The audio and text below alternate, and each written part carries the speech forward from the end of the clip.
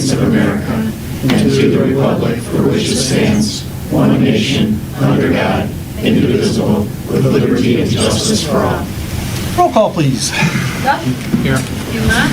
Here. Mooney. Here. Wozniacki. Here. McNutt.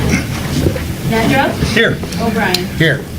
We did have notice that Mr. McNutt was not going to be here. Motion to excuse. Second. Motion by Duff, second by Dumont. Any discussion? All in favor? Aye. Opposed? Motion carries. Any additions to business? None tonight, thank you. Good deal. Correspondence, we did receive a couple emails. Want to approve the agenda? Oh, agenda. I'm sliding through too fast. Motion to approve. Motion by Duff, second by Dumont. Any discussion on that? All in favor? Aye. Opposed? Motion carries. Now we can go to correspondence. Received a letter from Commerce Township that they are updating their master plan. We had a notice from Road Commission that they're closing Whitson Road, obviously. It's down at Pontiac Trail. And a letter from Haven. So, and a couple emails, one of which I'm sure we're going to address on Chief Ellsworth's report regarding the police department, and another from Marcia Craig regarding rental ordinances. So, with that, motion to receive. Motion to receive and file. Second. Motion by Dumont this time, second by Duff. Any discussion on that? All in favor? Aye. Opposed? Motion carries.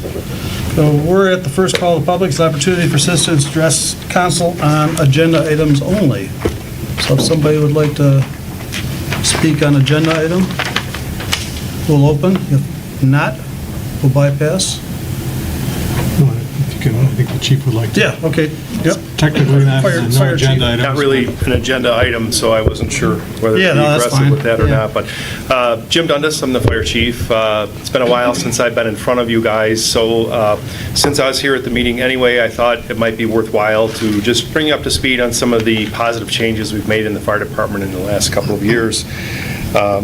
This last October 1st, we had our open house, which was our most successful open house ever. We had over 1,000 people show up to take a look at Fire Station Number 4, and we gave away over 800 hot dogs, and people were upset when we ran out. So, but in any case, I just want to point out some of our equipment improvements in the last few years. We, as you guys are probably aware, we do have a rescue boat. We actually have two boats. We have a inflatable Zodiac type boat that we can launch without a boat launch, and then we also have a flat bottom rescue boat that we typically do put out on the lake for the fireworks, and we typically use Wolverine Lake when we do training for our boat rescue training, and it takes quite a bit of training to get a firefighter to be competent, not only with backing a trailer up and with captaining the boat, but then the rescue techniques come in after that as well. And then we will also, as the ice freezes, be out there again on, our ice water rescue training as well. All four of the fire stations have a new fire engine within the last 3 years. Our engines carry 1,000 gallons of water. They're fairly new Rosenbauer engines, and we're very proud of them. Each fire station also has an ambulance that's housed in it, and we now have 33 career firefighters and 12 paid-on-call firefighters as well. As you may or may not be aware, we opened up New Station 3 just a little over a year ago, and if any of you would like a tour of that, and anybody in the public as well, I would be happy to show you our new fire station. And again, we're very proud of it. It was a $5.5 million project that was funded by the SAD and the last millage.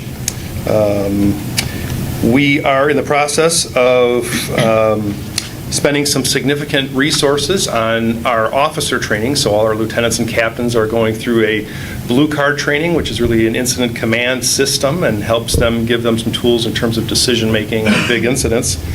All of our ambulances also have a Lucas device that's an automatic CPR compression machine, and that's not only a very efficient piece of equipment, but also saves on some manpower for our most serious EMS related runs.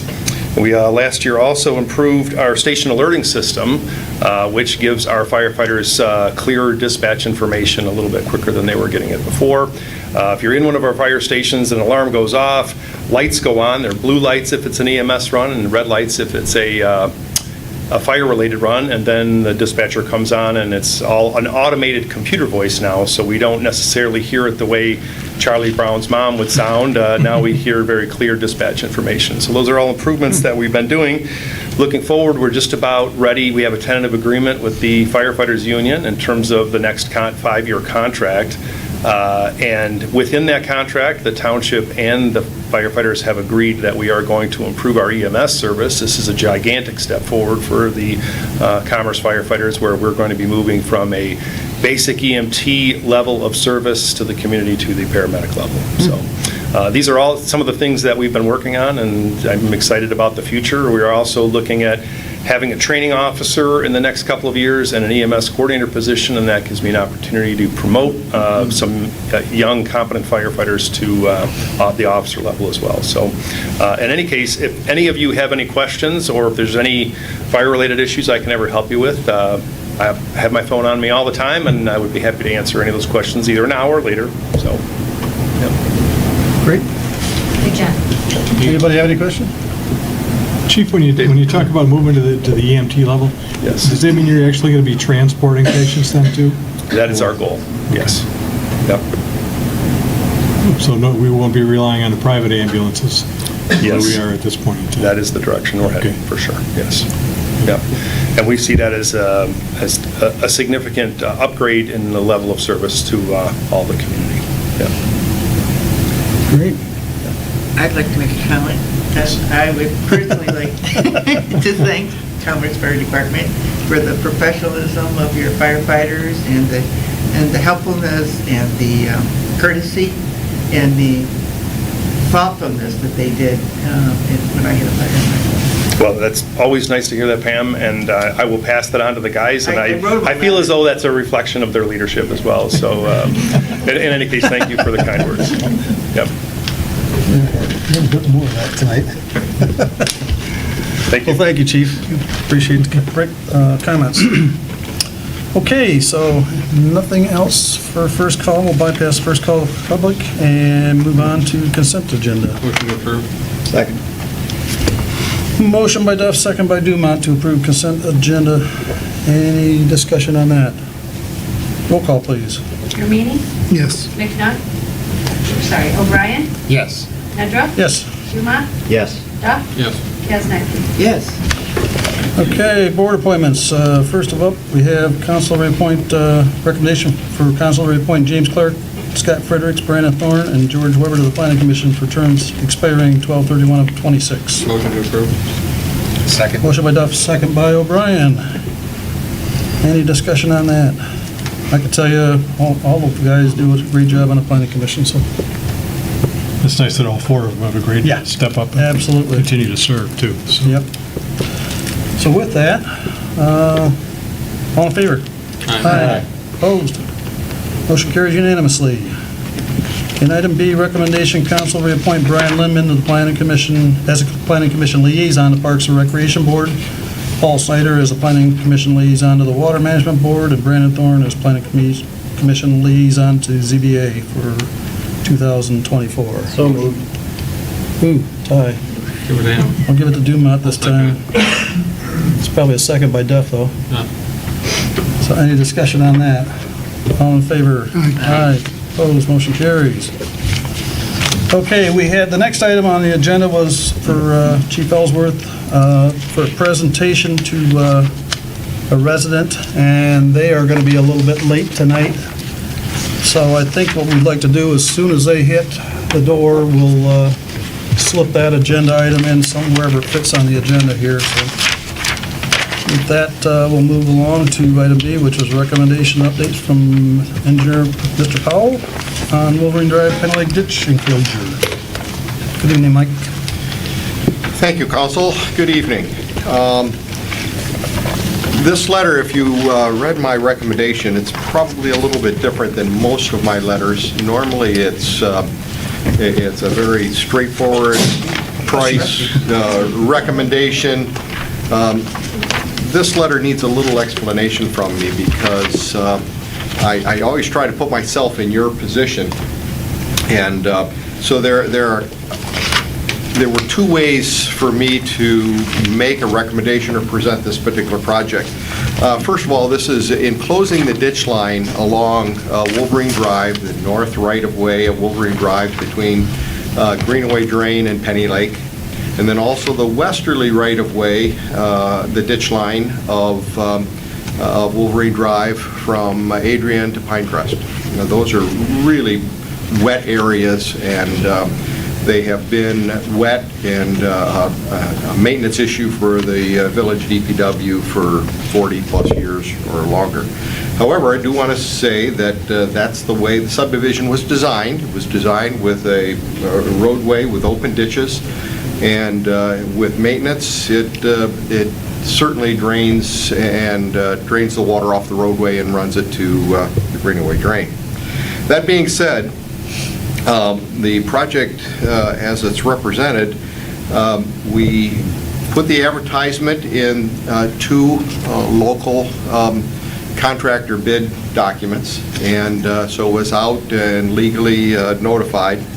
We also then sent a personal invitation to 5 contractors, of which 4 of them, I take that back, 3 of them responded to our personal invite, and then 1 of them picked it up in the advertisements. All of these contractors are quality contractors. I believe they all have the ability to do the work, to enclose the ditch line, and it's really, we're proposing to put a 12-inch round pipe approximately a foot below the existing grade, so they'll be excavating 2 feet down into the existing ditch line, putting the pipe in, backfilling that pipe, and then raising the ditches up to where there's just a mild swale between the road and the yards. We expect that the homeowners can even run their riding tractors and lawnmowers right over this area and just have a slight depression to allow the water to come off the road. That being said, there was a fairly substantial difference between the low bidder, AJ Excavating, and the next lowest bidder, which is Milford Excavating. But I thought that I needed to explain in my letter as best I could the difference between those 2 contractors. AJ Excavating is a small, really a 4-member company. So they have smaller tractors. They typically put in septic fields, engineered septic fields. So I've known this company for a number of years. I was just a little concerned, a small contractor that maybe didn't have the rapport that they might have with the homeowners working in their front yards and alike, versus Milford Excavating, which is a very well-known company, works a great deal in the local communities, all the local communities in southeast Michigan. They've done water main here in the village. And so let me back up just a little bit. AJ Excavating, they did the dry wells and the catch basins in the village parking lot. So they do have some experience here in the village. They don't have the experience on a one-on-one with the village residents. Okay, so that's kind of a distinction maybe between the 2 of them. The reason why I'm going through the explanation is because Milford Excavating is a much bigger company. They have a large crew, they have large equipment, and so whatever were to come up, they would be able to handle the situation, whether there was a break in a water main or utility lines or anything like that. But if you take a look at my letter, there's virtually a $40,000 difference between the low bid and Milford Excavating. So just personally, since I know both of the companies, I sat down with both of them, and I sat down with A&J Excavating, and I told them what my concerns were, and they absolutely said they want the project, they think they can do it, and so I told them I would represent that to council. Do I think they can do the job? Yes. It's really not a tough job, and if it weren't for the proximity of the existing, working in people's front yards and the proximity to an existing water main and the crisscrossing of some of the, on Wolverine Drive, of AT&T lines and things like that, I wouldn't even question. I'd say A&J Excavating. I just say recommend the lowest bidder. But at the same time, $40,000, if I was in your place, that's a lot of money. And even with the extras that I told you about that needed to be done, I deliberately removed the seeding and mulching of the restoration of the ditch lines, and I removed the paving, because these companies are excavating companies. And so what they would do, they'd go out and market a landscaper, and they'd add their 10-20% to it. And so I just felt that the village has had very good fortune doing subcontractor directly with those contractors, and we have contractors in the village that do a good job for us in those areas. I told both contractors that I have a great deal of faith in the wisdom of this council. And so I lied to them, but no. But I've always been impressed over the years over the wisdom of this council, and so I wanted to present it in a straightforward manner.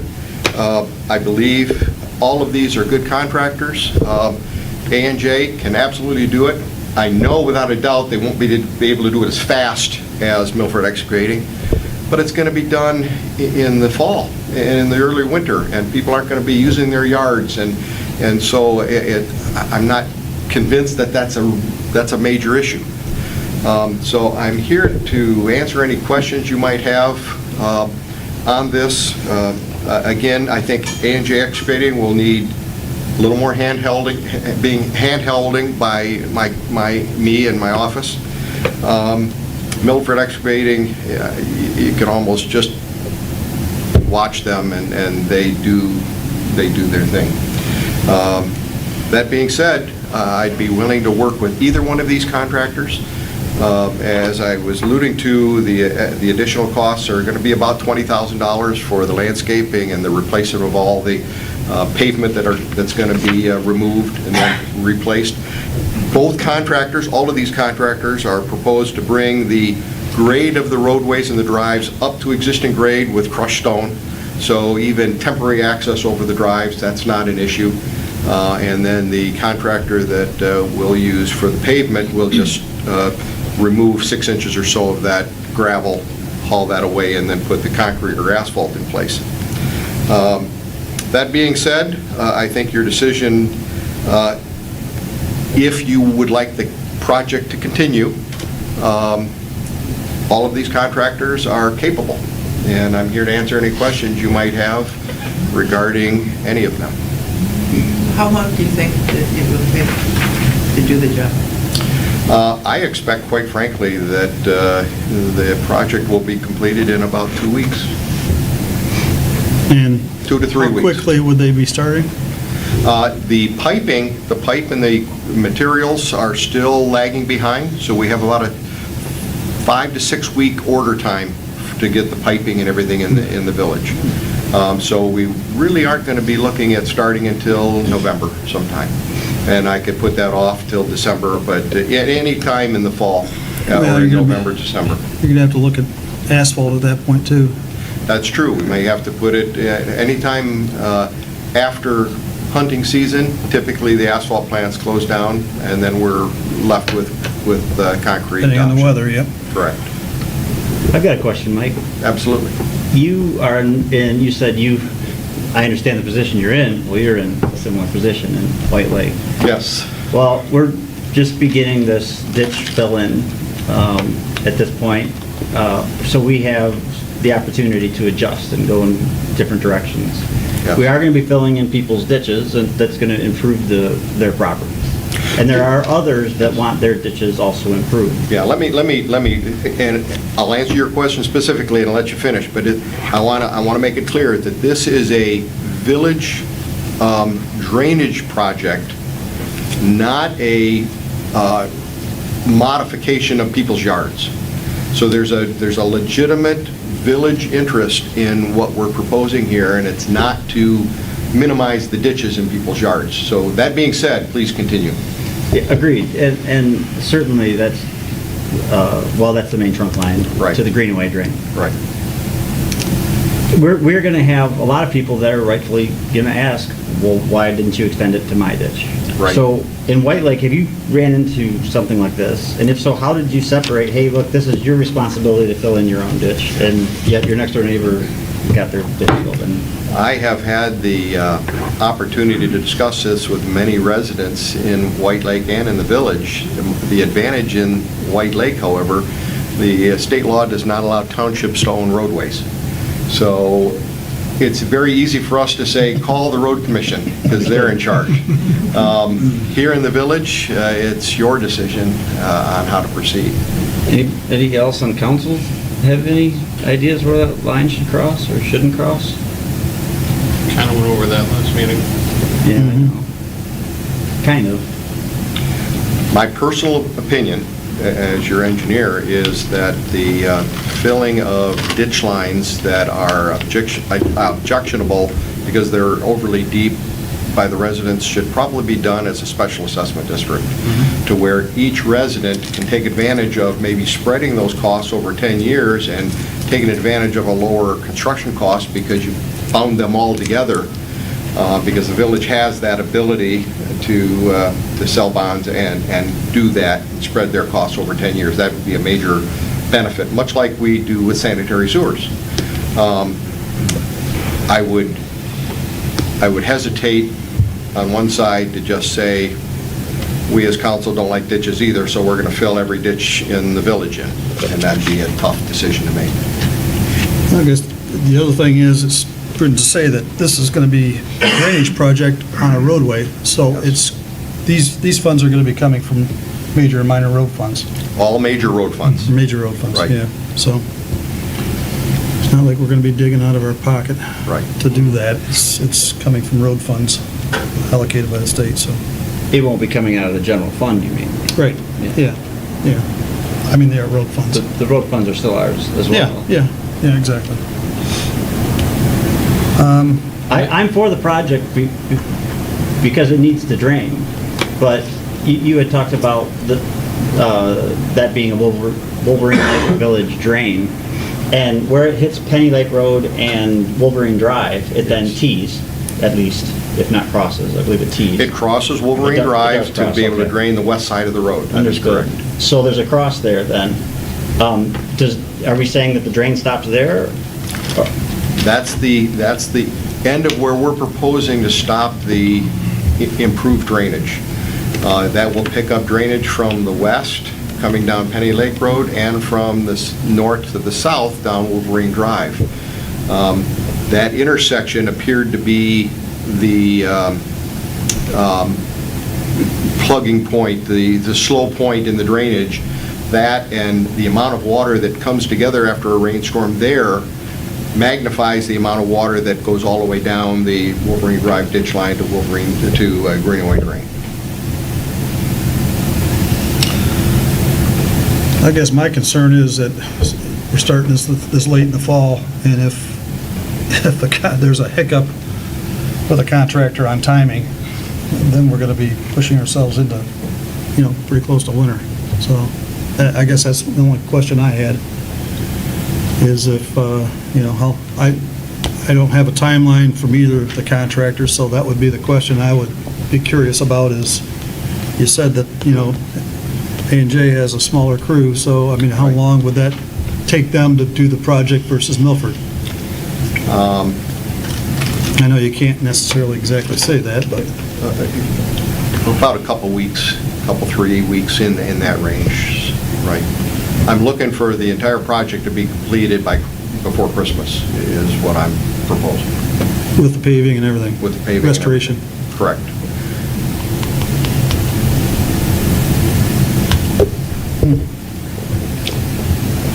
Well, what's everybody think? I'd have to go with AJ, even with the fixing of the grass and all the other stuff, still in under the 140. For the amount of difference, we'll be able to do the balance of the other work that we're gonna have to do as far as the extra paving, the landscaping and everything, and still be under what the next other lowest. contractor's gonna be. That is correct.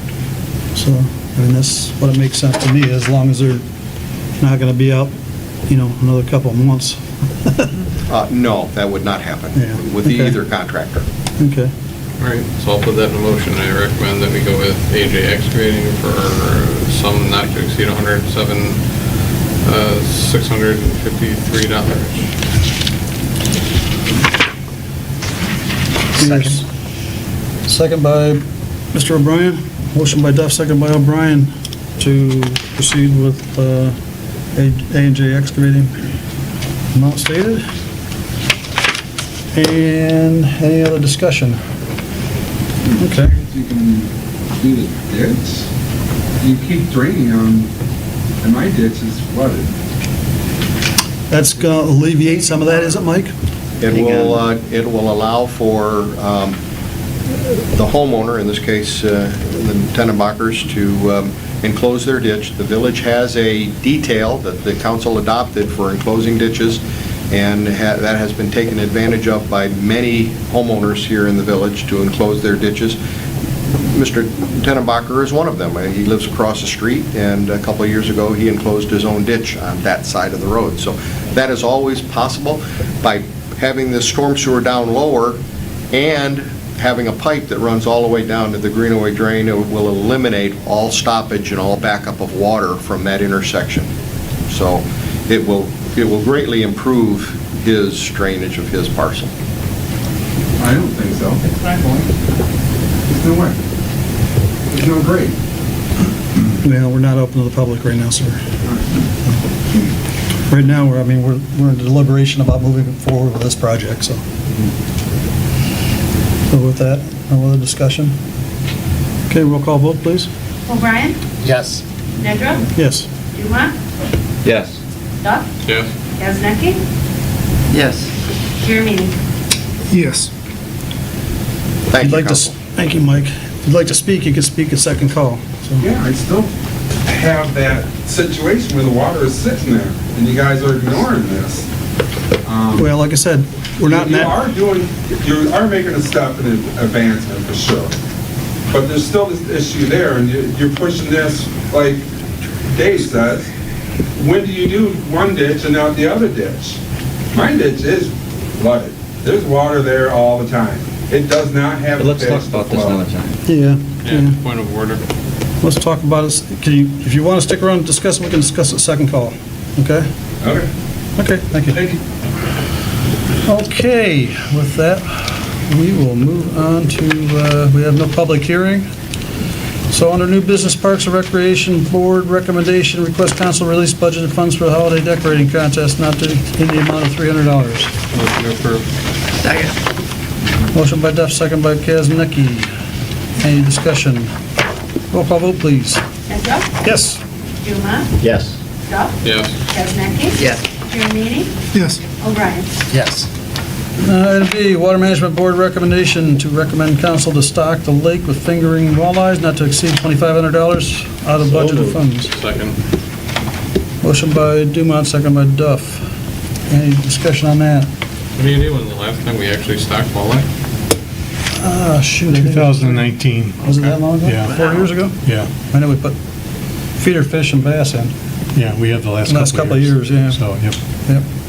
And actually, I talked to our friend Don at Imlay City Fish Farm this afternoon, and he expects to have the walleye in hopefully sometime next week. How big? So we can get them Fingerlings being 5 to 8 inches, I think. good. So hope to have them in within a couple weeks. So Great. Okay, with that, roll call vote. Dumont? Yes. Duff? Yes. Kazanecki? Yes. Jeremy? Yes. O'Brien? Yes. Nedra? Yes. Item C, grant easement for 1147 Lakeview. Dave, you want to take this one and start out? I know Mr. Dombrowski, who's the owner of the property at 1147 Lakeview, is here. This actually originated with the Zoning Board of Appeals.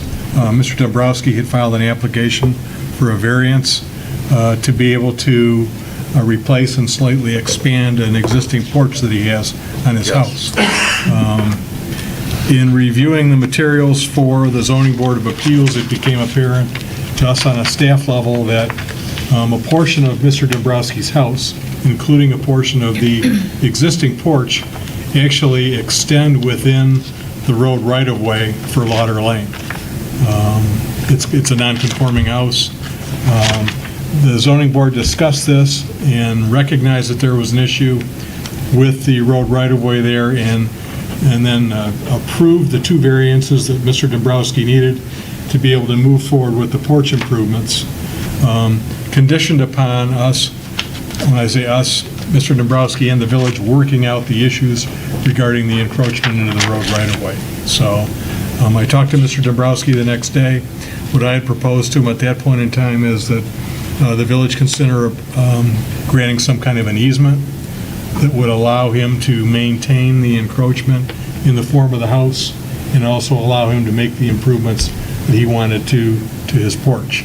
So we put together a draft of an easement that's in your packet, working with Ms. Timberland in her office. I did have some discussion with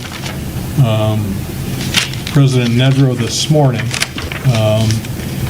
I think the staff's position is we have no problem with what Mr. Dombrowski wants to do in terms of slightly expanding his porch. It's not going to increase the encroachment into the right-of-way. He's going to maintain the same setback along that side.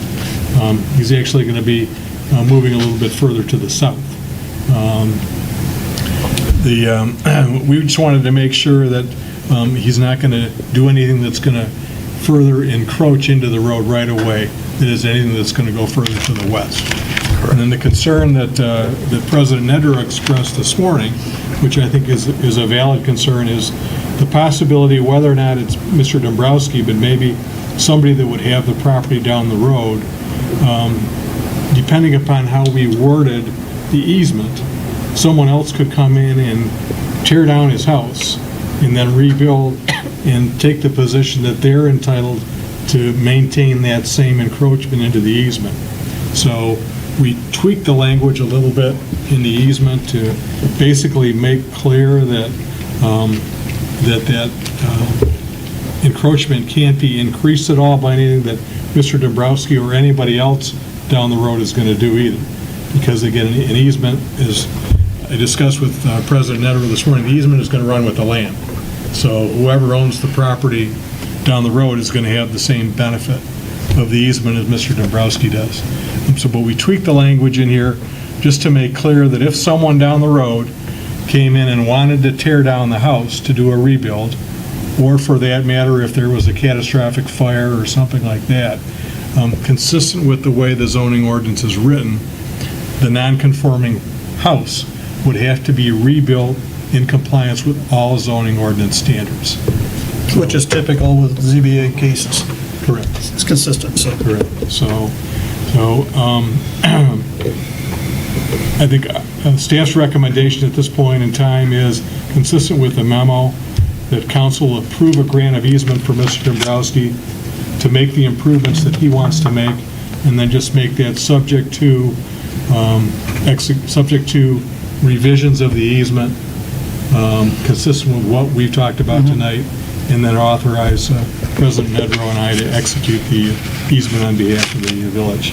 That would allow Mr. Dombrowski to do what he wants to do now, but then give us some protection down the road, Right. depending upon what a future owner might want to do. So move. I don't know if Mr. Dombrowski has any other questions or comments. No, you covered everything 100%. I appreciate that. Thank you. And when we do go to sell, we will disclose that to the next buyers, because I know we have to disclose things like that. So we will disclose that about the easement there, so the new owner will be aware of it. And the easement will be recorded with the Register of Deeds, so if they order a title work on the property, which I expect a potential buyer would, and that'll come up in the title search too. So everybody will be on notice. This is a very reasonable easement. All right, thank you very much. Okay, with that, had a motion by Duff, right? Yep. Second. Second by Dumont. Any discussion? Okay, all in favor? Aye. Opposed? Motion carries. Should be all set.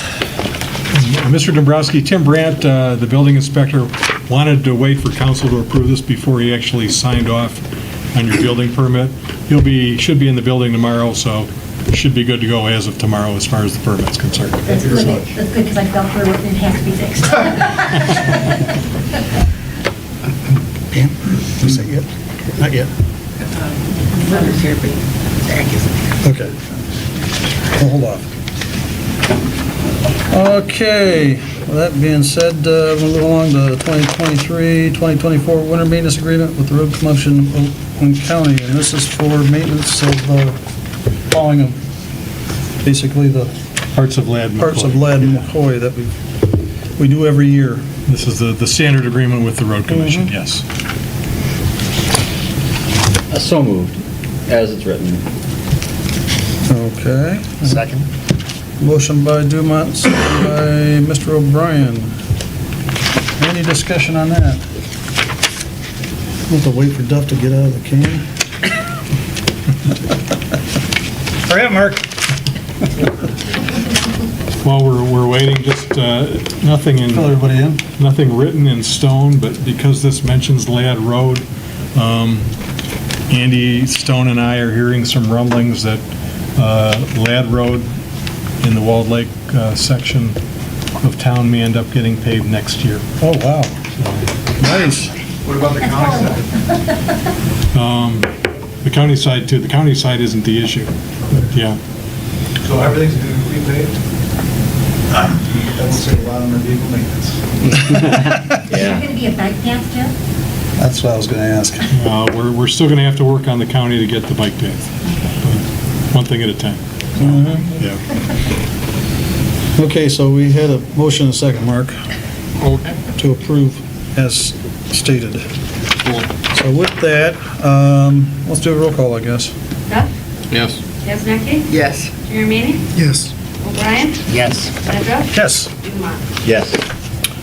Next up is to set a public hearing for our 2024 CDBG funding for Oakland County Community Development Block Grant Program, which we do every year.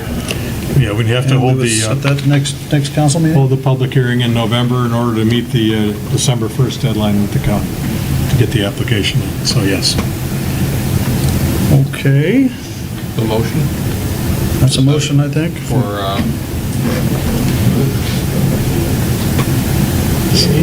Wednesday, November 8th, yes. Okay. Second. Motion by Duff, second by Dumont. Any discussion? All in favor? Aye. Opposed, motion carries.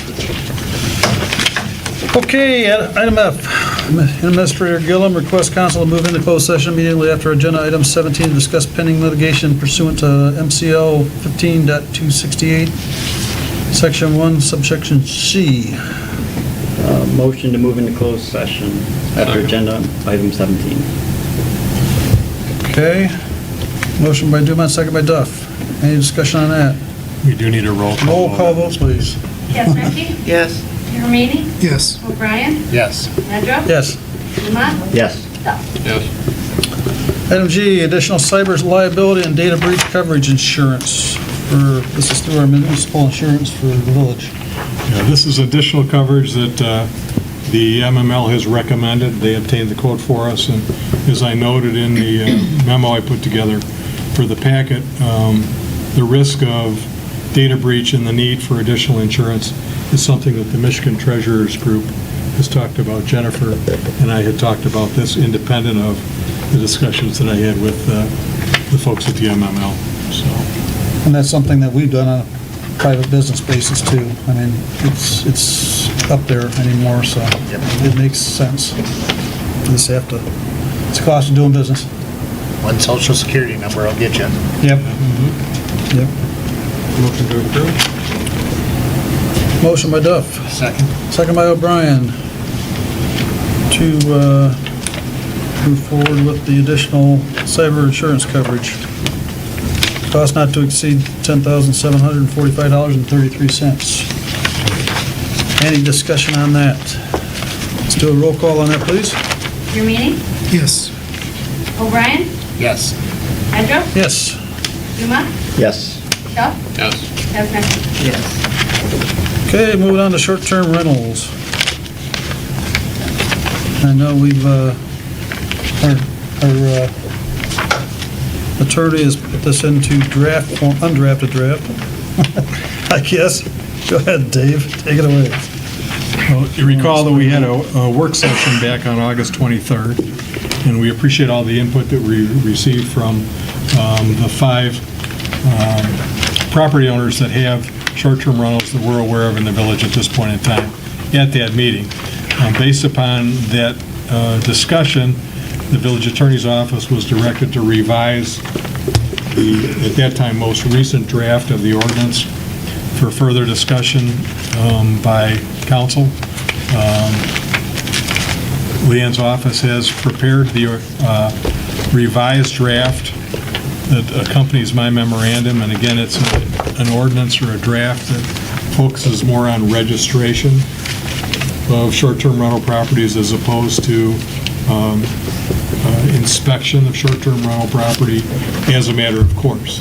The ordinance does provide the authority to do inspections if there's good cause for it, but as a matter of course, there wouldn't be the inspections. So it's back for discussion tonight. I have provided a copy of the ordinance to the revised ordinance to all 5 of the short-term rental owners. In addition, I had provided a copy to Kathy Corellis, resident over on Marchar, who had come forward with a petition from some of the residents over there that the village addressed the short-term rental ordinance issue. I see Mr. Dror and Marcia Lori Craig are here in the audience tonight. I traded some emails with Ms. Corellis today. She indicated that she had a prior commitment, she wasn't going to be able to be here tonight, but recognized that if the village does move forward with this, there'll be other opportunities for her to comment. But she is interested, continues to be interested in what's going on. So, the issue is back before council for more discussion if you have questions. I know Ms. Lori Craig had some questions that she had sent to my office, which I forwarded over to the village attorney's office earlier this week. As to where we go from here is really going to be up to council. And that was actually one of the emails that we got in correspondence earlier, so we'll have that, your comments in front of us here. So, I guess at this point, anybody have any questions or comments on which way we want to proceed, possibly? We still have to come up with the numbers, right? Mm-hmm. If we move forward with the exact ordinance, what we have here now. That was blank. On page 8. I was hoping we'd get some comments from a couple of other ones, the guys that were here too. For what we could open up to. Motion to open. Second. Motion. Yeah, we're gonna, yeah, all in favor? Aye. Opposed, motion carries. Okay, now you can comment if you want. If you could, yeah, if you could. Yep. Dwayne Giroir, 1851 Ladd, and I read through it, and it seems to me, I'm in line with what it says here, and it seems like it's a reasonable ordinance in my opinion. The only thing I noticed was the question you had said about amount, that was blank. Right. And the other one that was, it conflicts, because it talks about you can have fireworks noise during the quiet times, but then it says, the rule says you can't have fireworks. So those two, they're confusing from a rule standpoint. But, It says you can't have fireworks unless it's allowed during the times that the ordinance allows it, right? Well, G says fireworks are not allowed on the rental property. Oh, except in ordinance with section 6. Right. I don't know what that is. That's the That's the fireworks thing, basically, exception. state law, where they regulate, times and dates that you can. Okay. you're allowed that. Yeah, then that makes sense, right? Yeah. I don't know what 69209 is, so. Yeah, so that's what it is. Okay. It allows it during the time that the village allows fireworks. And I didn't, and I was, State. the other thing I was gonna call, it says about adding the village to your insured, and I just don't know what that means from an insurance standpoint, if that's a big deal or not, I don't know. Essentially, it's not. It's not, Just yeah. call your insurance company and say, I need an insurance certificate Yeah. with the Village of Wolverine Lake added as an additional. Being named as an additional There's- assured. Yeah, there's typically either no cost or minimal cost, depending on who your insurance company is. And then the only other question I had was, it just says civil infraction, if you you can get written for a civil infraction. I don't know what exactly that means. If you It's have not a a, criminal charge. Okay. It's just a civil, it's something between you and the village, but it's not a criminal charge. okay, all right, that's all I have. Well, thank you. Marcia, any comments? Just the ones I brought up in the email. In regards to the way I have my unit set up is I have 3 rooms. So the business people that are staying in those rooms may not be related. So in this, it had, and I get the letter of, the anticipated reasoning for the wording, but the way that it's written, if you read it in black and white, it basically says that everybody that's staying there has to be of one party, but mine are not. I have 2 businessmen right there this week. One of them's here doing some work in Clarkston he's a diver, doing work on a swamp. Another one here doing another type of business. They're not related, but they have rented 2 of the rooms. So, am I in violation with the way that this is worded? And, let's see, the other one was, and then units, since I have 3 units, it says you can only have 1 unit, so what's considered a unit? So I wanted to make sure that the wording was fair to how I read my Airbnb. That's it. Okay. Could you state your address? What's that? State your address, please, for the record. 2529 March Ave. Thank you. Okay. That being said, I guess nobody else, motion to close? Motion to close. Motion by Dumont, second by Duff. Any discussion? All in favor? Aye. Opposed, motion carries. Okay. Well, there's a couple comments, so guess we can have some discussion on that if anybody wants to. Well, we're trying to prevent hotels from forming an Wolverine Lake, right? Isn't that the reason behind that specific piece of the ordinance she had brought up? Yes.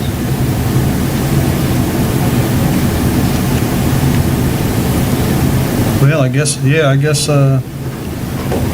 don't know, I guess how far could you say not related, right? So, I mean, If they're not of the same party. okay, yeah.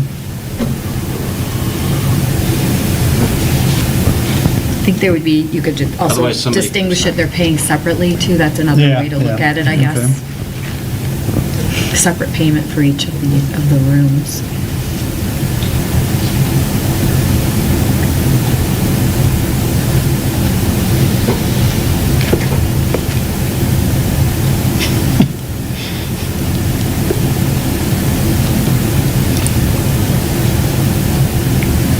I'm kind of ambivalent. I mean, I can understand where she's coming from, but at the same point, that's not how I read it. I read it as she thought that family or of the same Like one party. group, yeah. That's how I read Yeah. it when I went to it. Which is basically what Leanne's saying by Yeah. having somebody, We would have to to accommodate, in my opinion, to accommodate what her situation right now, it would need to be rewritten to accommodate for that, but that's your decision if you want to allow for that.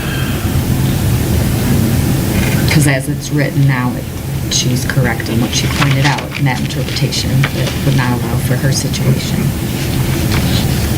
On both points? Because I what we're, think so. yeah, just so everybody's clear on that. Yes. So could we allow more than one dwelling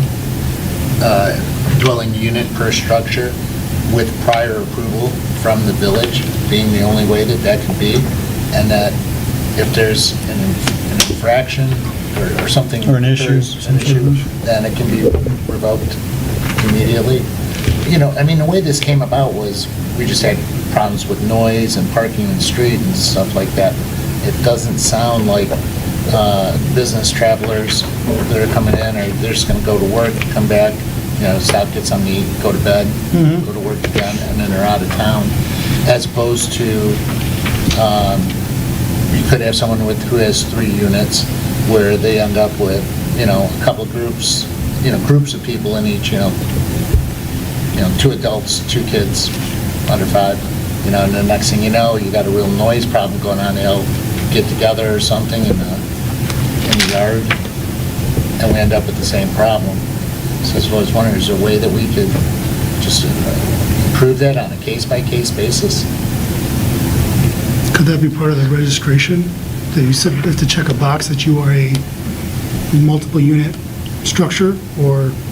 I think that's one of the things that we had talked about. The reason we did that is we didn't want that to occur. Now you're running a business. That's right. We don't At want this hotels point, I think popping that's up what on you're the doing, is you're running a business. It's not necessarily an Airbnb. When you're running individual units, you're running a hotel. And the reason we started this is there was no accountability. We had nobody to go to if there was a complaint. That's the reason we started this. So I think that's what we were getting at, is that something that the village wants to be able to do? I have a 5-bedroom home down there. Do I rent out 5 individual bedrooms? I mean, that'd be a pretty good moneymaker. My neighbors might not like it, but again, is that something we are willing to do? And they would each have or not have their own bathroom. They would have their own. Each bedroom would have their own. Each unit. Each unit.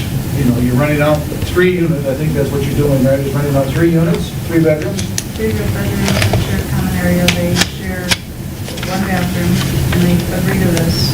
It's in the description, and they share the kitchen and the... It's like a dormitory. Do you also stay there? Yes. Okay, so you're on one level and they're on another level. So now you have 4 different occupants of the home, correct? Not typically, no, but yeah.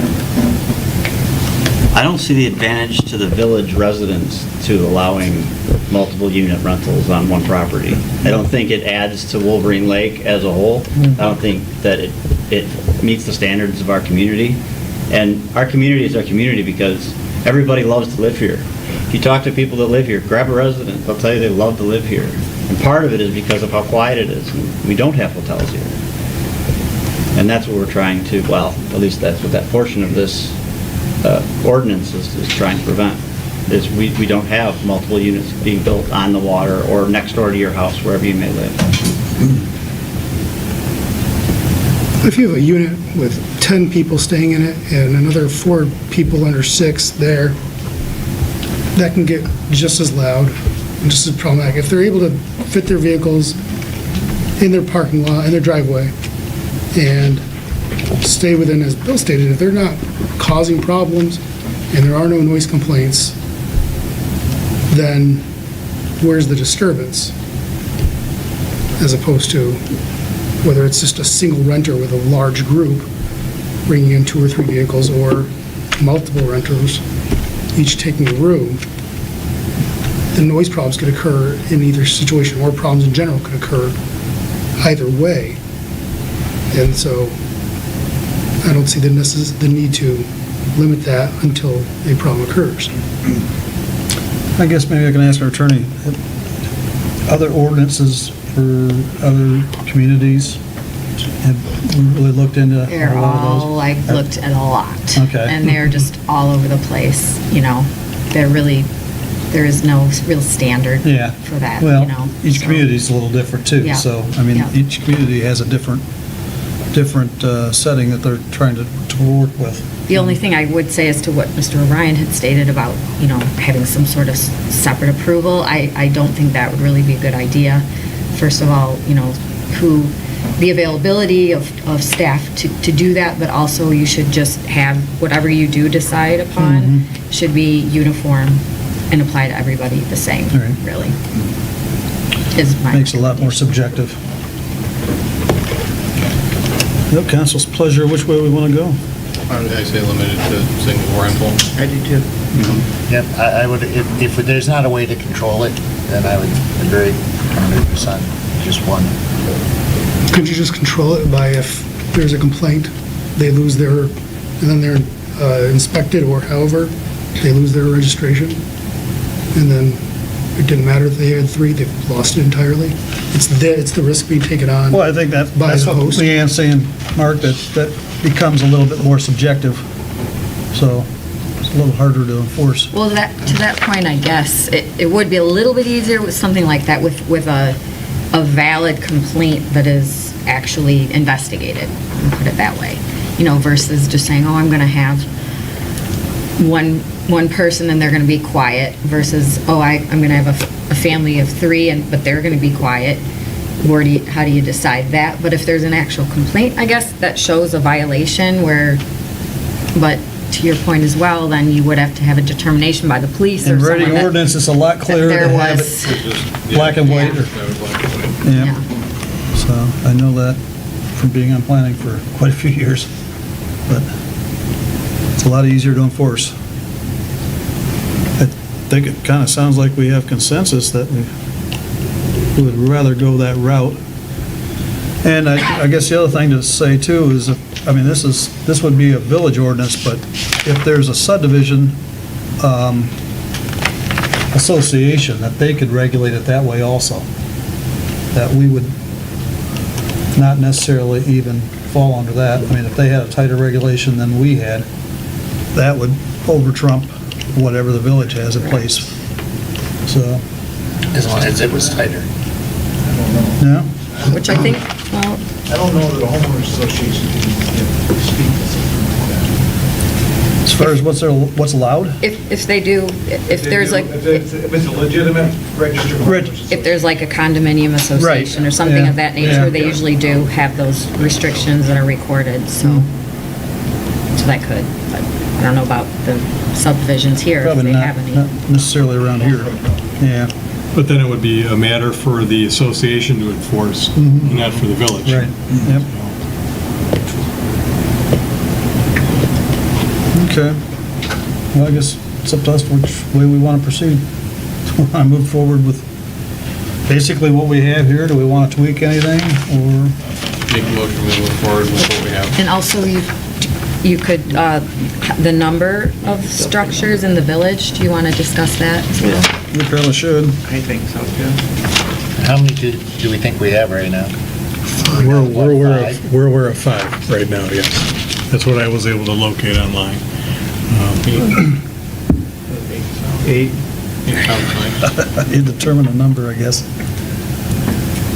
Any I was ideas on that? thinking 10, so I'll go with 8. I was thinking 6. Because, I was thinking 7. Yeah, so we're in the same, we're in the Anybody same. got You're in the nine? same area, I think. Want to draw straws or what? I'd go way up, but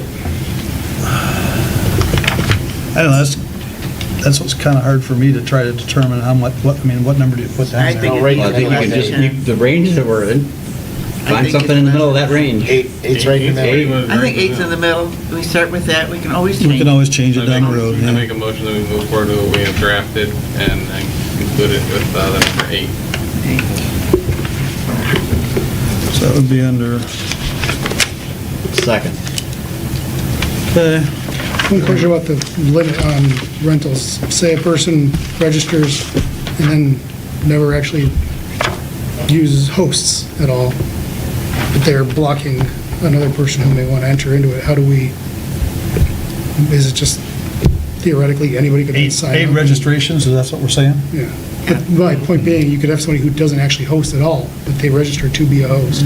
Right. Are we going to require a receipt that they've, in the past year or 6 months, have been a host, Well, there'll be 3 open slots, so, that we know of, yeah, depending on right. who we've picked up so far, but And that's what I was going about, how do you determine, what we want to say right now? I mean, do you want to start with 8, or do we want to start a little bit more? Or, I mean, you can always increase it, but It's much harder to decrease it.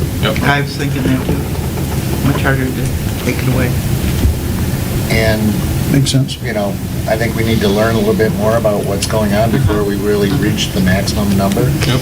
I've read, there's a lot of cities having and townships having a lot of problems trying to draft this type of, all over the country. I see the articles frequently. Okay. Point over.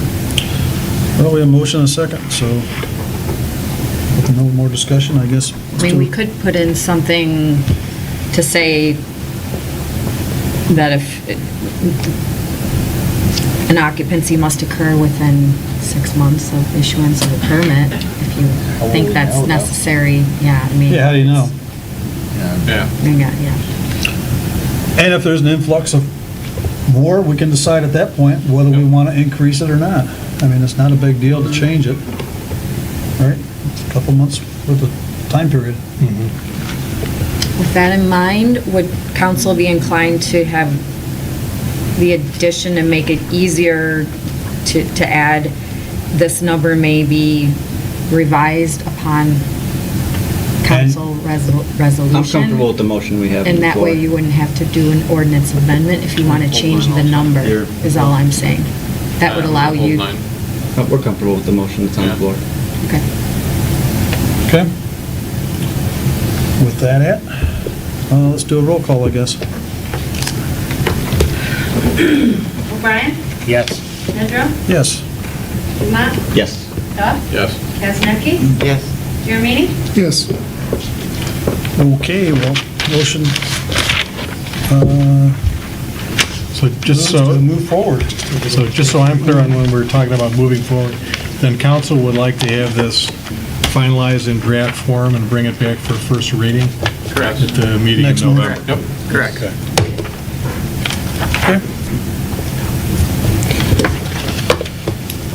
Well, that takes care of that. Item I. Oh, yeah, let's, before we get to item I, let's go back to our presentation from item A, under Chief Ellsworth.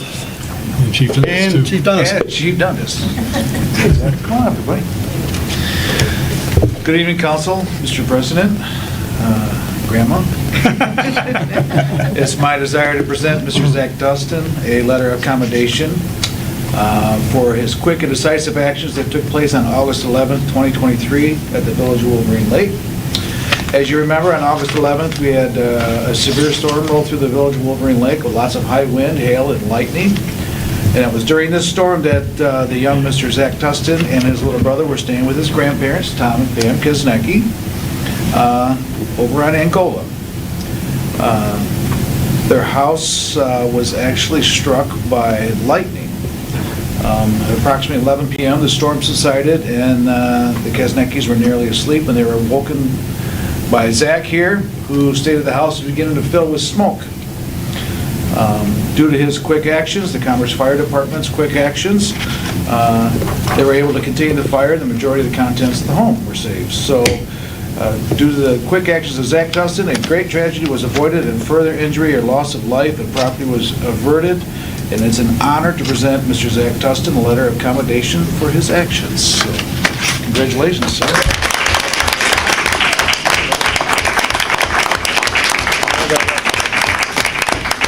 You got a smile, though. There you go. There we go. Great. All right. Thank you very much. Appreciate it. Oh, turn around here.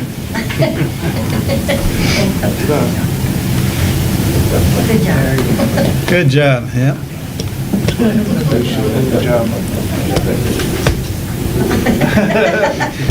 And I'm sure your grandma thanks you too. Hey, Grandpa. Thanks, Chief. Thank you.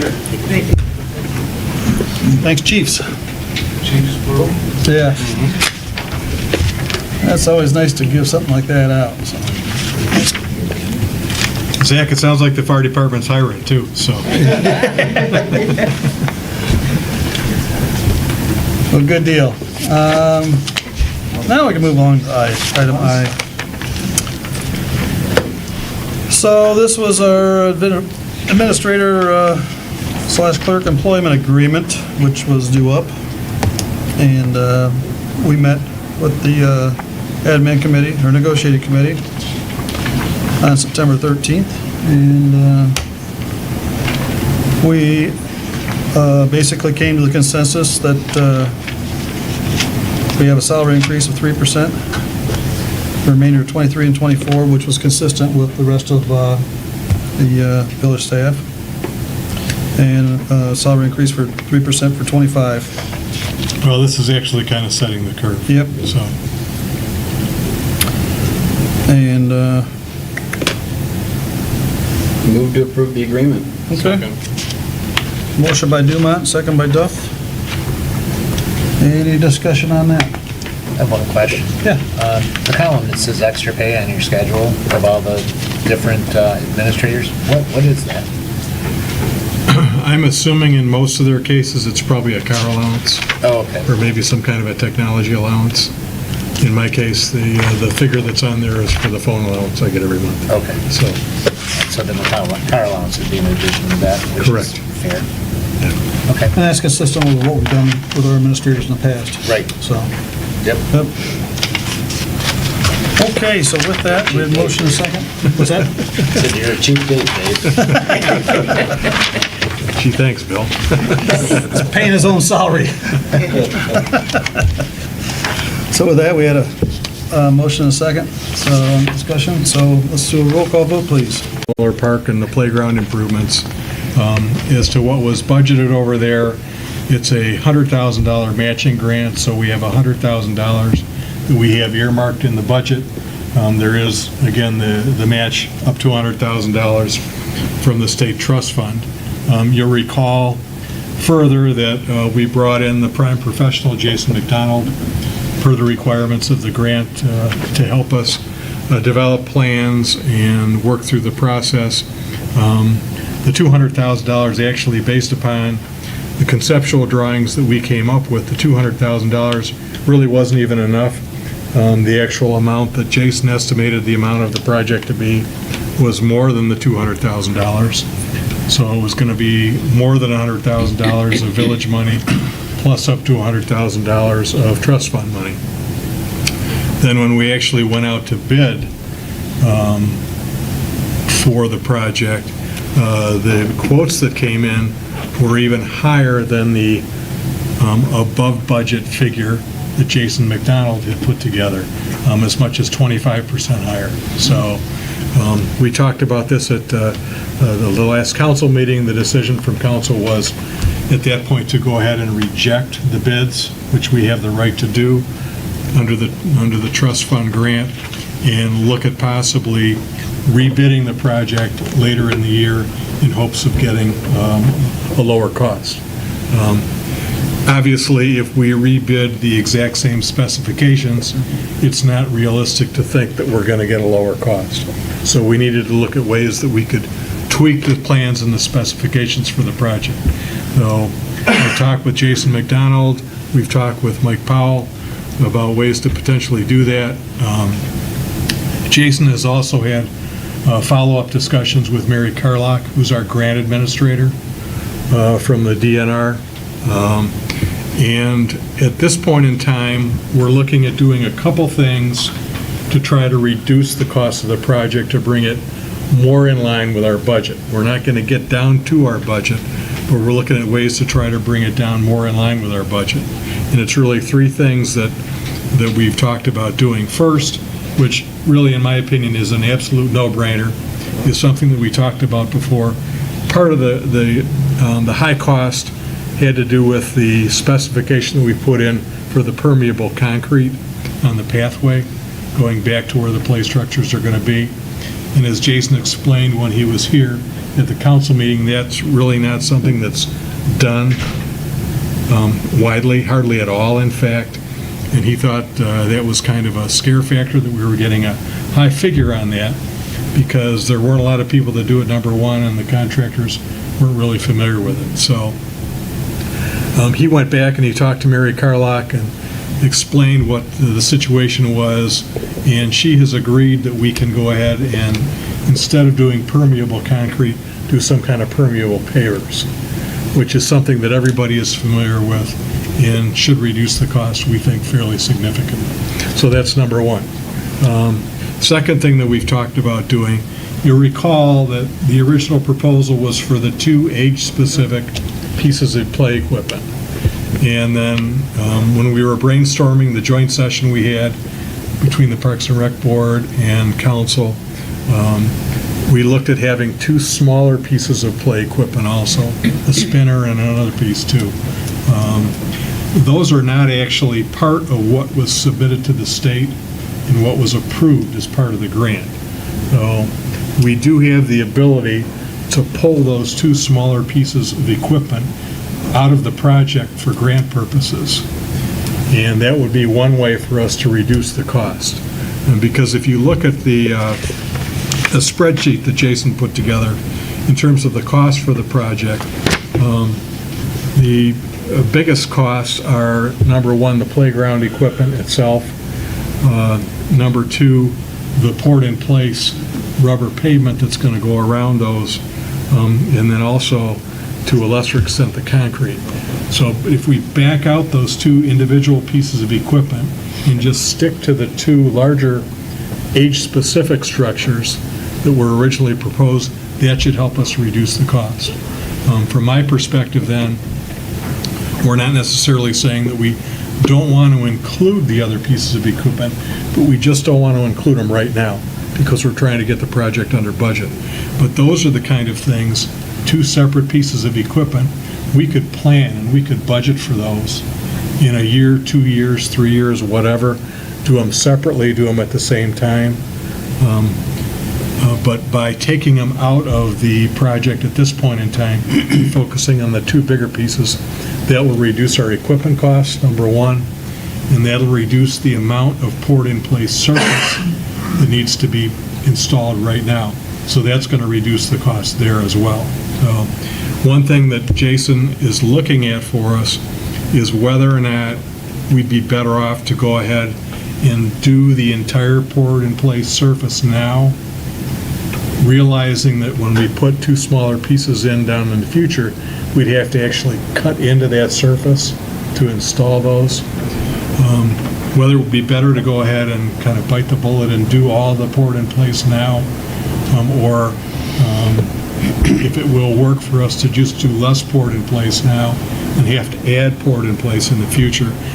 He's still working on it, but it sounds like the way to go is to back the two pieces of equipment out and cut down on the amount of poured-in-place right now. But again, we'll work out that detail. But at this point in time, based upon the information he's got to this point, that's what he's thinking his recommendation is going to be. So again, by reducing the amount of the equipment and the amount of the poured-in-place, then that'll help bring the cost down. So the third thing we can do is, right now, the grant application includes both the purchase of the play equipment, two larger pieces, and also the installation of the pieces of equipment by a contractor. Jason has talked again to Mary Carlock, the grant administrator. She's indicated that we do not have to include the purchase of the play equipment in the grant in the grant process itself. It's kind of a fine distinction, but it's significant because rather than us purchasing the equipment with grant money, we can purchase the equipment with our own money. And by purchasing it with our own money, we save money in two respects. Number one, we're able, if we're making the purchase, as opposed to a contractor making the purchase under the grant, we're in a position where we can use some of the buying cooperatives statewide that we have. So we can take advantage of a volume discount by using some of the buying cooperative power. Number one, and then number two, if we're making the purchase as opposed to the contractor making the purchase, we don't have to pay any sales tax. We're tax exempt. It's not true. No? No, what'll happen is if the contractor, if they get audited and the contractor becomes responsible, they're supposed to ask us, did we pay the sales tax on it? If we did not pay the sales tax They're liable on for it. They are liable for it. I do know that, that's Okay. fact, yes. All right. I do too. That's what through a sales tax audit, yep.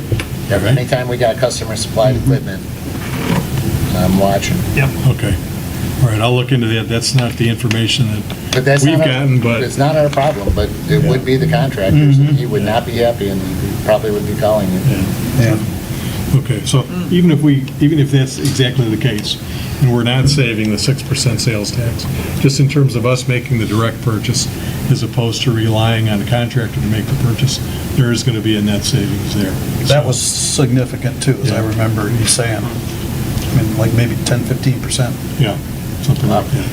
Through a state bid project or Co-op? municipal co-op versus having a contractor buy it. Yeah. The organization of the group that Jason referred to specifically was called Sourcewell. which we are a participant in. So, yeah, he was thinking that would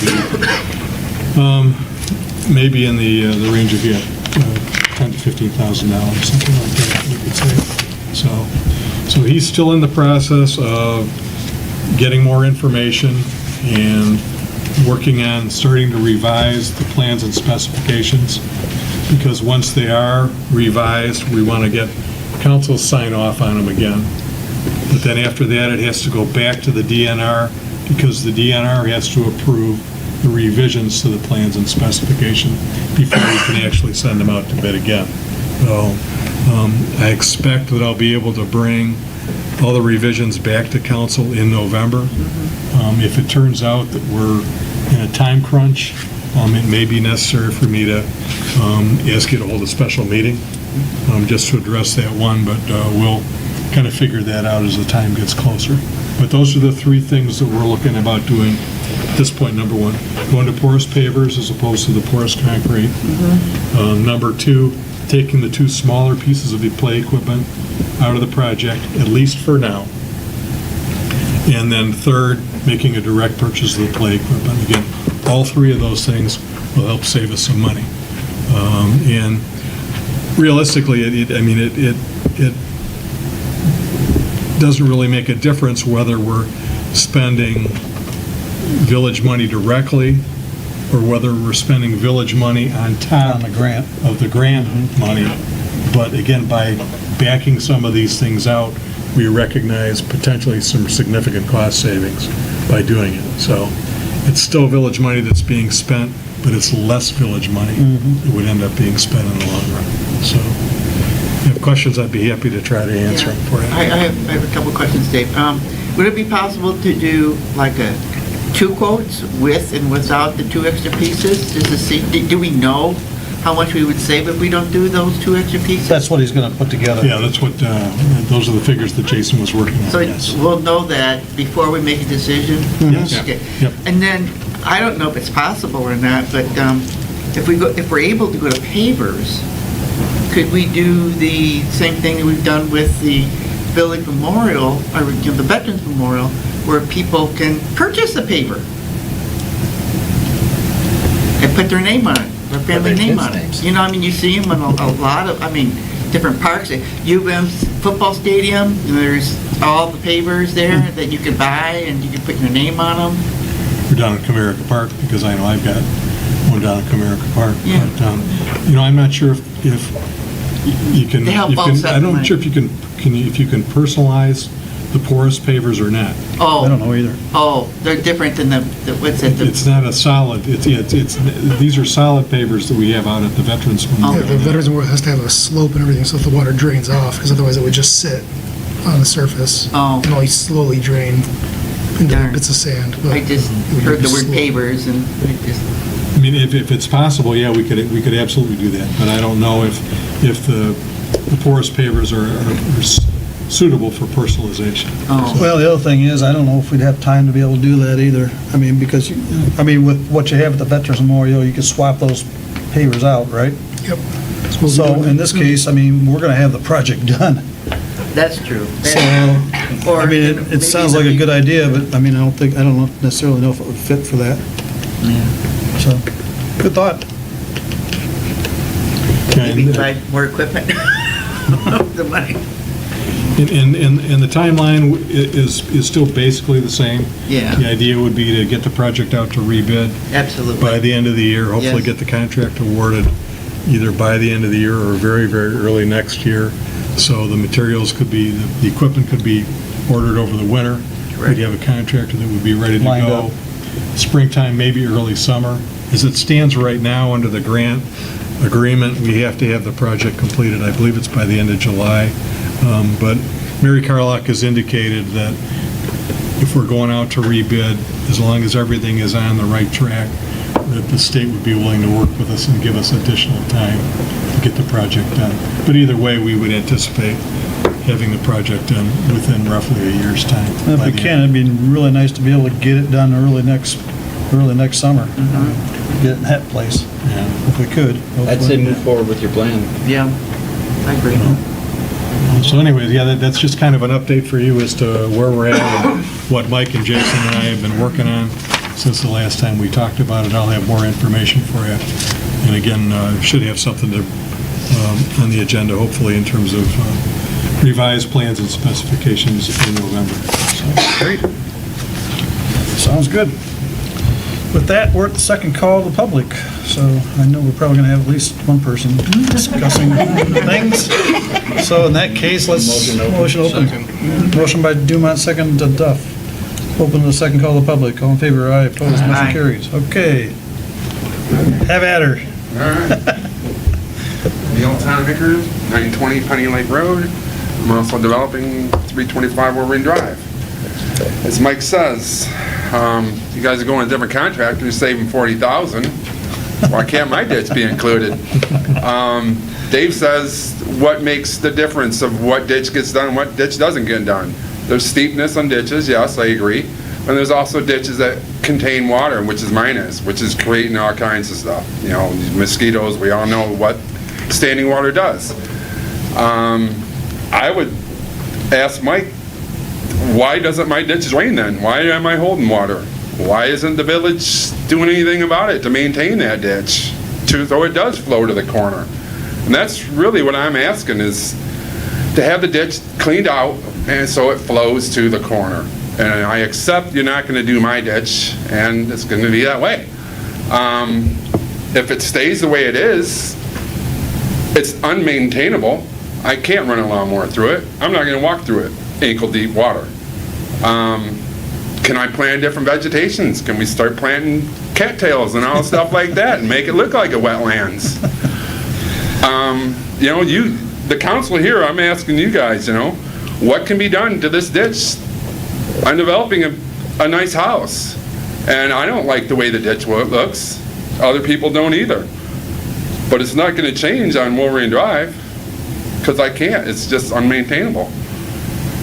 I'm going to maintain my yard up to the right-of-way line, and then I guess I'll leave the rest. And you guys going to come after me because it looks so bad? I can't cut the grass. So I'm looking for you guys for answers. And Mike, I've been asking for a year on this. My recollection is that when we had the discussion about this at the last meeting was that council had made a commitment, if nothing else, to go ahead and have the DPW go in and recut the ditch line along the west side of Wolverine Drive in the area that Neil is talking about. But I think I asked that question, and what it came to was it couldn't be done until those improvements were made. It wouldn't be effective to do it until those improvements were made. Yeah, it would make a lot more sense. But you guys got proposed grades now. You guys just approved that. So everybody can go. I mean, buildings get laid out, everything gets done by the right personnel. It can be done. It can be done quite easily. I think it's going to be a matter of cost. And who's going to be paying the cost, right? You're really talking about two different issues. Mr. Pennebacher is talking about the use of the ditch line. And we all know that the road ditch is there for a reason. And it's there to collect water and transfer it from one point to another. Your point, Mr. O'Brien, is that it can't be cut until after the drainage ditch is put in, because the pipe that we're proposing to put in is going to be 1.5 feet lower than the pipe is now. So if it was cut ahead of time, the ditch line to future grades, now we have 1.5 feet of standing water that can't go anywhere because there is no outlet. After the pipe is put in, then the ditch line can be cut and it'll flow right into the ditch line, right into the new pipe, and be carried away. So it would be improper to cut it until after that pipe that is going to accept that water is actually installed. The other question is, and as Administrator Gillum said, the DPW is going to also go in, and Andy and I were both going to go in and create a list of homes that, quite frankly, we feel have a water problem and or a depth problem in the same subdivision. And there are ditches that are substantially worse than Neil's, than the Tonnebacher ditch lines. They've actually gone in and created concrete channels in the bottom of the ditches so the water flows continuously, and they then use a hand weed whip to be able to clean their ditches. So the homeowner did that by himself because you can't maintain ditches that have flowing water in it. So this is not the only issue, and I think it's a bigger issue than that council needs to maybe deal with once you have an idea of what the scope might be. Okay. Why is the ditch becoming a residence situation? What's that? Why is the ditch becoming a residence situation that we have to, as Mike says, yeah, the guy that put the cement in, there's a mold going around in the subdivision, and they offered me the mold to make my own little channel for this. My question is, why is that my responsibility to make that flow when it's, to me, it's the village's responsibility to maintain the ditch and make sure it can flow the water. Mike says you don't want the water, if he puts it there, it's going to have standing water. It's already got standing water. It's not moving. It trickles to that corner. And you go farther north to the house north of me, it's bad, right there at the corner. I think what you're saying, though, Mr. Powell, is this is what we're looking at doing is going to rectify a big portion of what the situation is? That is absolutely correct. That is one of the main reasons for two issues. Number one, this has been a maintenance issue flowing from this intersection down to the Greenaway Drain for many, many, many years. And I believe if council remembers, and we certainly have documentation in picture form, that those ditches were totally dry prior to the building of the new home. And so the ditches are there to not only pick up the road water, but also from the homes themselves. Every home in that whole subdivision drains to the right-of-way. And so it is there to pick up the road water as well as the house water. So prior to the new home being built, those ditches were totally dry. Because all it was getting was field and then much smaller home. So the issue is bigger than just this site. And I would suggest that council wait until the whole overall picture is seen that can be presented to council instead of responding to one particular spot. And Mike, forgive me, did you mention that that pipe's going to, the invert's going to be a foot and a half lower than it is now? That is correct.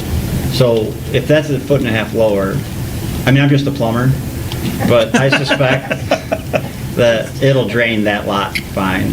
And then that'll also allow us to drain the rest of those ditches much more efficiently. It will increase It'll change the slope of problem. the ditch lines tremendously, so the water will flow from one end to the other without standing where it's at now. Correct. So I would say at this point, once we get this project complete, then we can reevaluate what the situation is on Tonnebacher's property. That is correct. And if we need to have DPW go in and clean some of those ditches out, at that point, we can do that. That is a typical maintenance issue that DPW deals with, is cleaning ditches throughout the village. That is correct. I want to say something. Sure. If you could state your name and address, please. Nancy Tonemaker. Thank you. Same address. You were saying that the ditch was dry over there, which you are correct. But you do remember that we found a black pipe that was like this big. Okay, and when we dug up the old circular driveway, that pipe came up and caused, because somebody in the 60s had made their own pipe kind of issues.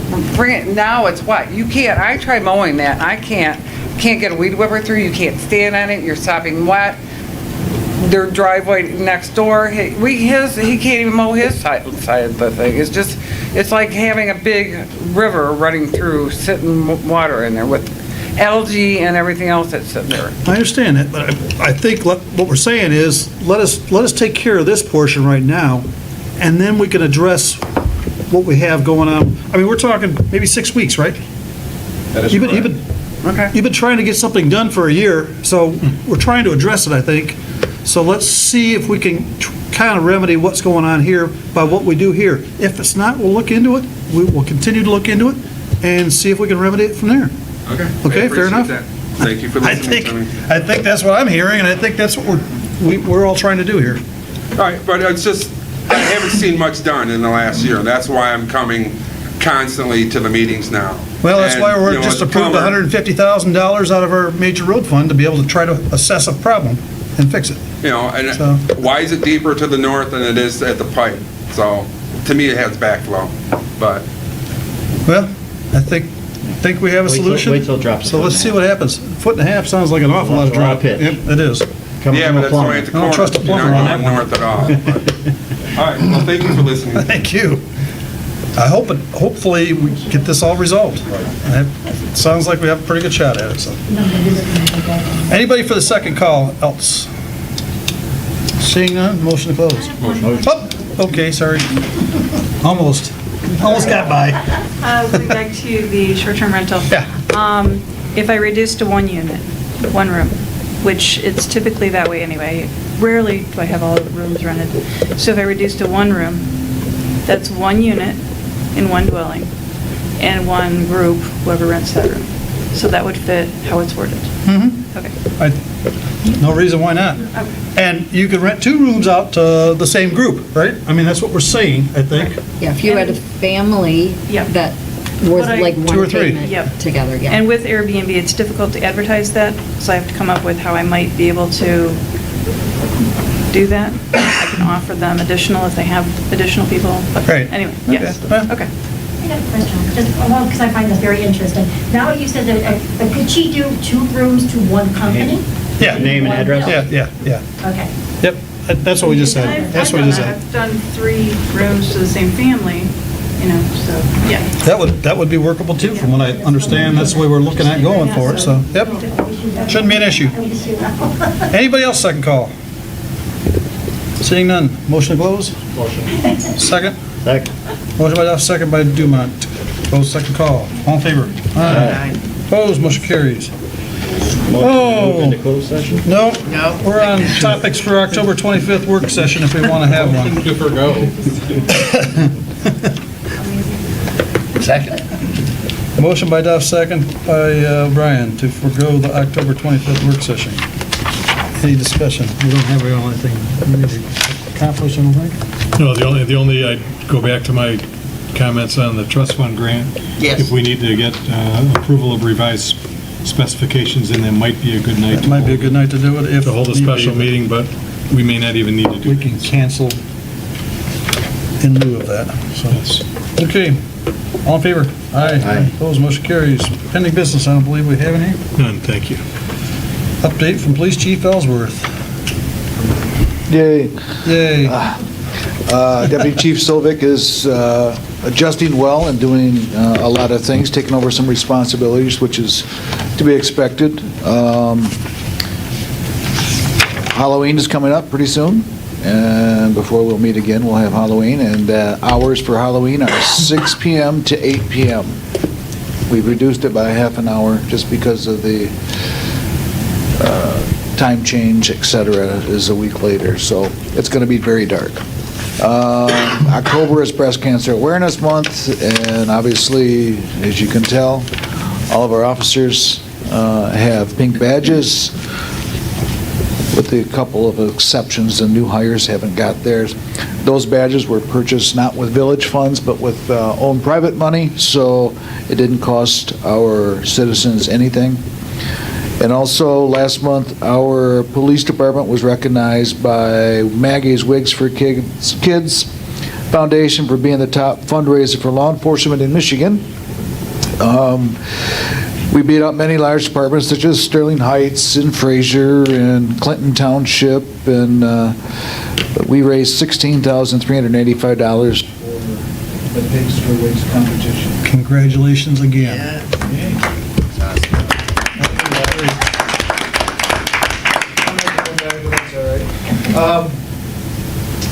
And That's it. Have a safe and happy Halloween. And please don't pile your leaves right onto the roadway. Put them on a shoulder when you can. It's going to be posted when they pick them up, so make sure you put them out there when it's going to be picked up, but it's going to be a little bit ahead. So Halloween coming up, a lot of traffic, a lot of kids, and we're going to have cider and donuts in the garage, and so feel free to stop by and see us. And I just want to mention too, also, well, that'll be later, but we had a nice email the other day from a resident and Walled Lake Postal Service employee. And I'm just going to read it real quick here. Let's see. Flip it over. Yeah, I'll flip it over. I'm addressed to Chief Ellsworth. It says, I'm a letter carrier with the USPS Walled Lake Post Office, which also serves the village of Wolverine Lake. I represent the city letter carriers of Walled Lake as their union steward through National Association of Letter Carriers. Also a resident of the village at 357 Penny Lake Road. I met with one of my carriers this morning, Tamika Henry. She and her son visited the village of Wolverine Lake Police Department over the weekend seeking assistance in a very personal family emergency. She described to me how they were treated in a professional, dignified, and caring manner. I was not surprised. This is certainly an example of our behaviors living up to the department's values and mission statement. So often, good work goes unnoticed and unacknowledged. Cannot let that happen here. I want to personally thank you and extend my gratitude to you and your team. Please don't hesitate to reach out if any of my carriers can be of any of assistance. Best regards, Kevin Ohio Walker. So And just so we're clear, those two officers that were helping were Deputy Chief Christopher Sovic and Sergeant John Morosco. Yep. I was listening.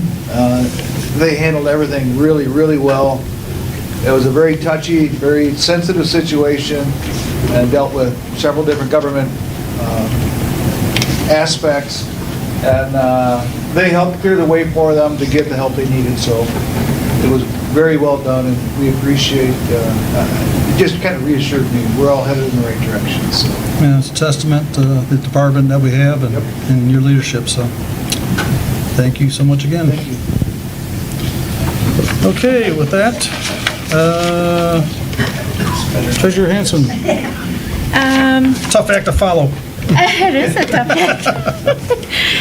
Congratulations to Zach. That's wonderful that he got that commendation. And I wanted to just give a shout out to the beautification board. They were here this week decorating the porch and decorating all over the village. And they're just doing an amazing job since they recreated their boards. So it was really, really nice. Gearing up for our upcoming audit. We don't have it scheduled yet, but I am looking forward to that. And I think that's it for me. Okay, great, thank you. And happy Halloween. Yeah, Mr. Gillum. Good work, Zach Tustin. I'm sure his family is very proud of him. As they should be. They were. So it's could have been a much worse situation than it was. We're all glad it worked out the way that it did.